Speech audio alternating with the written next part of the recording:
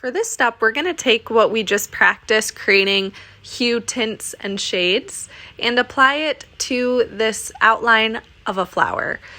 So in these 4 boxes, you're going to mix 4 different values, and these are going to represent and match the values on the reference picture.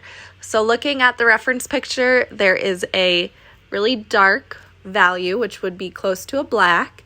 There's a dark gray, a light gray, and then the white area. So we're going to be creating each of those values in these 4 boxes before we add them into the flower.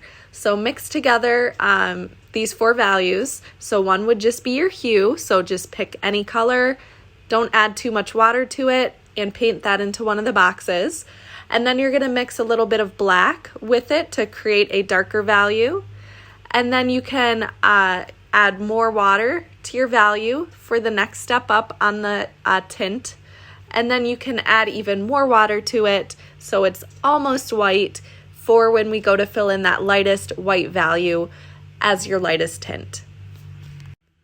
So at this point, I'm just going to start filling in the different values. So look back at that reference picture and try to match the different areas that are dark with that darkest value that you already have mixed and laid out in one of those 4 boxes. So I'm filling in all of those darkest values. Think about this kind of like color by number, where you're choosing those dark values and adding them in. So I'm looking at, again, those darkest values first, and then I'll move into the hue and then my 2 tint values as I go. So here I'm working on adding the hue. And again, this is just the purple without too much water added into it. So I'm looking at all of the areas that have that darker gray value to get those filled in.